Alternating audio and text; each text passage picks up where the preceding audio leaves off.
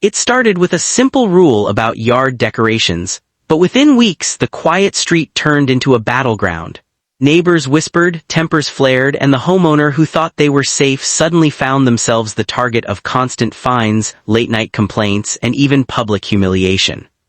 What began as petty HOA nitpicking spiraled into screaming matches, shattered trust, and a confrontation so explosive the police had to be called. But the most shocking part, the real reason behind the HOA's relentless attack wasn't about rules at all. So why did they want to destroy one family's peace? For years, the Johnson family believed they had found their perfect home. A modest two-story house at the end of a quiet cul-de-sac, with a porch that overlooked kids riding bikes and neighbors waving politely as they passed by. Life felt safe, predictable, almost picture-perfect, the kind of neighborhood people dream of settling into.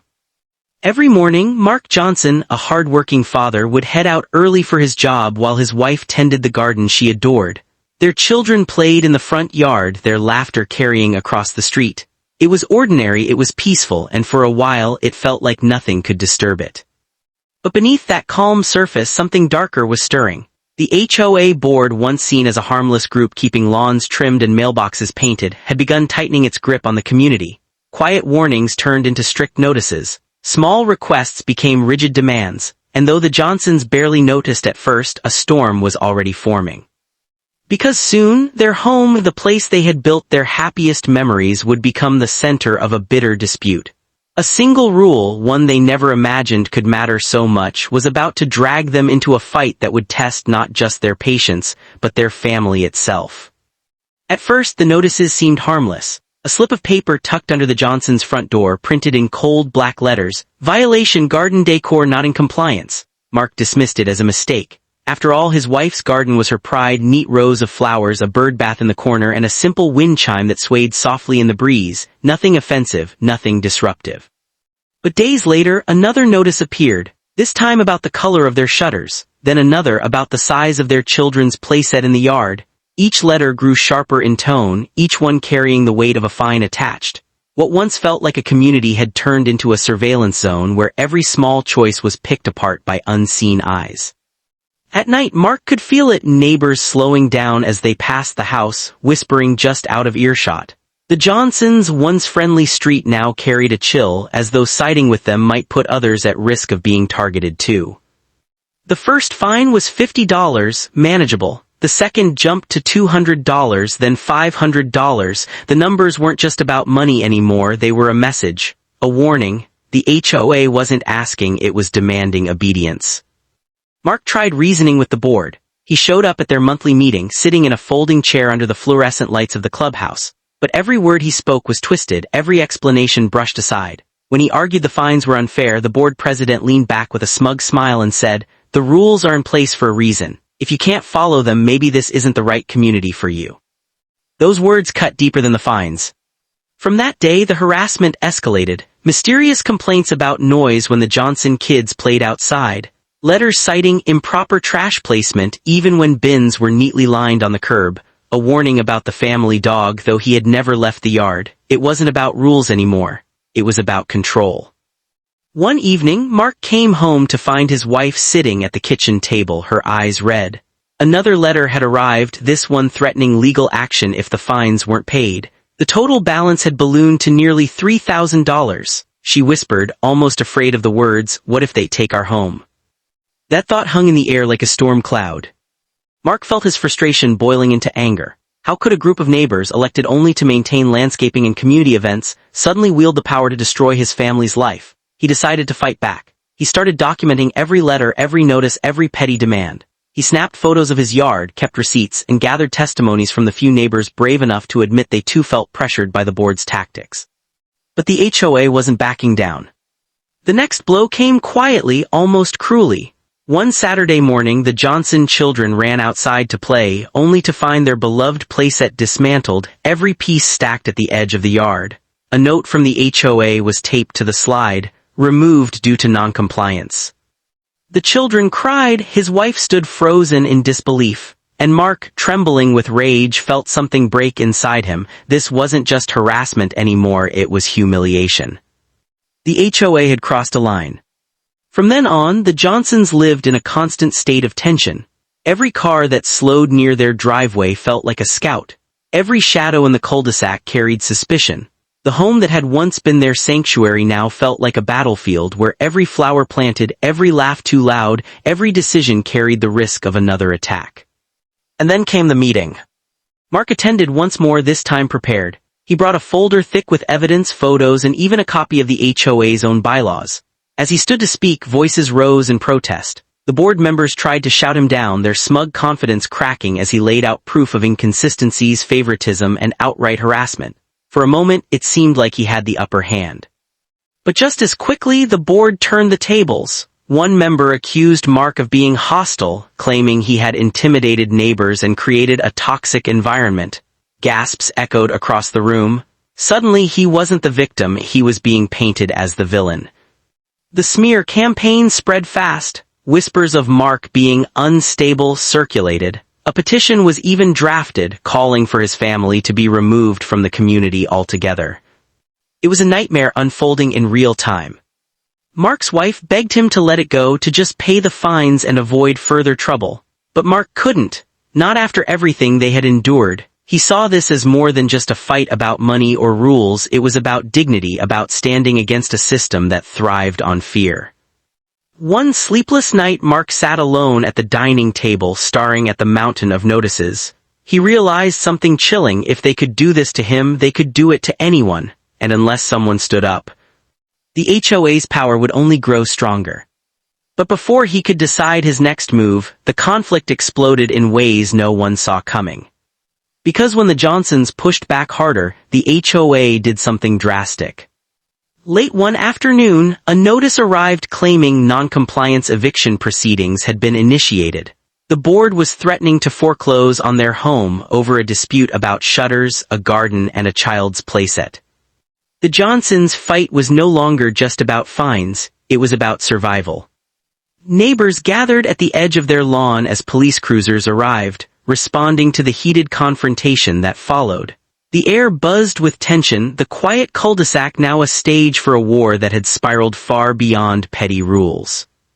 And in that moment, standing under flashing lights with officers separating shouting voices, Mark realized something terrifying. The HOA wasn't going to stop. This wasn't the end of the battle. It was only the beginning. The night before the court hearing, Mark barely slept. The weight of months of fines, harassment, and humiliation pressed against his chest like a stone. His family was exhausted, his wife quiet, his children confused and frightened. What once had been a battle over a garden and a playset had now escalated into the possibility of losing their home entirely. As dawn broke, Mark stood at the edge of his driveway, staring at the neat rows of houses around him. The neighborhood looked so calm, so ordinary, as if none of the ugliness beneath the surface existed. Yet behind those doors, he knew, were board members who had orchestrated every notice, every fine, every smear campaign. They had turned his life into a nightmare, and today he would have to face them head-on. The hearing was held in a small county courtroom, a stark space that smelled faintly of paper and dust. To Mark, it might as well have been an arena. The HOA board sat together like a wall of authority, whispering and exchanging smug glances. At the center of it all sat the president, the same man who once told Mark, "Maybe this isn't the right community for you." When the judge called the case, the board's attorney wasted no time painting Mark as a reckless homeowner who had flagrantly violated community rules and endangered the peaceful character of the neighborhood. Every word felt like a blade slicing through the truth. They spoke of unpaid fines, noncompliance, and hostile behavior. Mark clenched his fists, his heart pounding. For months he had been on the defensive, for months he had been silenced, but this time he came prepared. When his turn came, Mark rose, his voice steady but charged with the weight of everything he had endured. He laid out the timeline of harassment, notice after notice, fine after fine. He showed photographs of his immaculate yard, proof that the so-called violations were fabricated or absurd. He produced the HOA's own bylaws, highlighting the passages that contradicted their claims. And then came the most damning evidence, testimonies from neighbors. Though most had been too afraid to speak publicly, a handful had submitted written statements. They revealed how the board had targeted other families, enforcing rules selectively, silencing dissenters, and intimidating anyone who dared question their authority. The room grew tense. For the first time, the board's confidence faltered. The judge leaned forward, flipping through the evidence. Silence filled the courtroom, broken only by the rustle of papers, and then, with a voice that cut through the tension, the judge said, "It appears this board has overstepped its authority." The words hit like thunder. The HOA president's smug expression vanished. Murmurs rippled through the room. Mark's chest tightened. For the first time, the truth was being acknowledged. But the climax wasn't over. Because just as the judge was preparing to deliver the final ruling, the HOA president erupted. His voice, dripping with contempt, echoed across the courtroom. "This man doesn't belong in our neighborhood. People like him drag communities down. If we let him win, everything falls apart." Gasps filled the air. It wasn't just an attack on Mark, it was an unmasking of the board's arrogance, their obsession with control.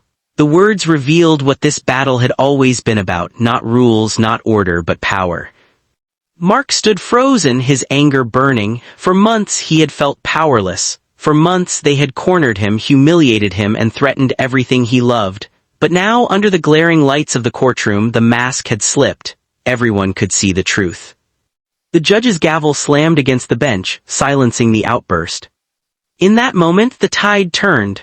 The board that once seemed untouchable was exposed for what it truly was: petty, vindictive, and out of control. The courtroom felt like it was holding its breath as the judge prepared to speak again. Mark's wife gripped his hand, her eyes glistening with hope and fear all at once. This was it. The moment that would decide whether their family could finally breathe again, or whether the nightmare would drag on. And as the words began to fall from the judge's lips, Mark realized that no matter the outcome, one thing was certain. The HOA's reign of fear was finally cracking. Because once power is unmasked, it can never fully recover. The gavel's echo still lingered in the courtroom when the judge delivered the ruling. The Johnsons would not lose their home. The foreclosure threat was dismissed. The fines reduced to a fraction of what the HOA claimed. More importantly, the judge ordered an investigation into the board's conduct, citing clear evidence of harassment, selective enforcement, and abuse of authority. For Mark and his family, it was as if the air finally returned to their lungs. Months of suffocation, fear, and humiliation had been lifted in a single moment. His wife clutched his arm, trembling not from fear this time, but from relief. His children, waiting anxiously at home with a family friend, would get to keep the only home they'd ever known. But the true impact stretched far beyond that courtroom.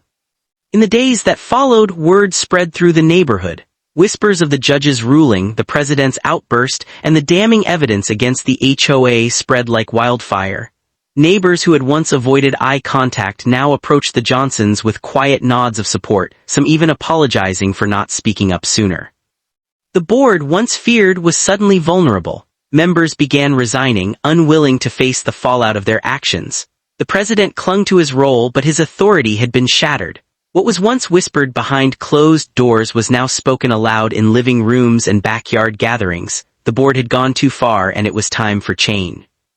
The Johnsons became unlikely symbols of resistance. Not because they wanted to, Mark had never asked for the spotlight, but because their stand had shown others that the board wasn't invincible, that the fear everyone felt could be challenged. But victory came with scars. The months of conflict had taken a toll. The family's savings were drained from legal fees, the garden once filled with color now sat neglected, and trust in the community had been deeply fractured. There were still neighbors who sided with the board, who whispered that the Johnsons had caused trouble and brought unwanted attention. The damage to their reputation couldn't be undone overnight. Yet in the quiet moments, the sound of their children laughing in the yard again, the sight of neighbors cautiously planting new flowers, the relief of sitting on their porch without dread, the Johnsons knew the battle had been worth it. The HOA, under pressure from the investigation, faced sweeping reforms. Elections were held, bylaws were rewritten, and safeguards were put in place to prevent the abuse of power from happening again. The president, who once boasted about control, eventually resigned, his pride broken by the very community he sought to dominate. And as the months turned into years, the Johnsons' story became less about conflict and more about resilience. Mark often thought back to the night he sat at the dining table, staring at the pile of notices, feeling powerless. He realized now that those moments, the fear, the exhaustion, the hopelessness, had been the forge. They had turned his frustration into determination, his silence into action. He had stood against something bigger than himself, and while the cost had been high, the victory was undeniable. The impact rippled beyond their cul-de-sac. Other communities heard the story. Articles were written about the case, discussions sparked about HOA overreach, and homeowners elsewhere began asking tougher questions of their own boards.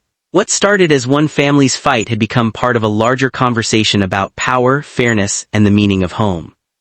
And that perhaps was the greatest victory of all. Because the Johnsons' struggle revealed a truth too often ignored, that a home isn't just four walls and a roof. It's laughter in the yard. It's the smell of a garden after rain. It's the place where a family feels safe, where memories are built, where dignity resides. To have that threatened by pettiness and control was more than unfair. It was a violation of the very idea of community. As Mark sat on his porch one evening watching the sun dip behind the rows of houses, he reflected on everything they had endured. The notices, the fines, the humiliation, the courtroom showdown. He thought of the fear that once consumed him and the relief that now filled his chest. And he realized something. The HOA hadn't just tried to take his home. They had tried to take his voice, his dignity, his right to live freely. And in the end, he had taken it back. For viewers hearing this story, the lesson is sharp and undeniable. Power unchecked will always overreach. Silence in the face of injustice only feeds the oppressor, and sometimes the fight you never wanted becomes the fight that defines you. So the question remains, if it happened to you, if petty rules and power plays threaten the place you call home, would you stay silent, or would you stand up and fight back? Because as the Johnsons proved, sometimes the only way to protect what you love is to refuse to back down. The Johnsons' story isn't just about one HOA or one community. It's about what happens when ordinary people are pushed to the edge by systems that forget their true purpose. It's about resilience, courage, and the price of standing up for what's right. And while the scars of their battle remain, so does their victory, a reminder that even in the face of overwhelming power, the voice of one determined family can spark change. So as you sit in your own home tonight, ask yourself this: what would you do if your peace, your dignity, and your freedom were threatened by those who claim to protect it? Because in the end, the strength of a community isn't measured by rules and fines, it's measured by the people willing to fight for fairness, no matter the cost.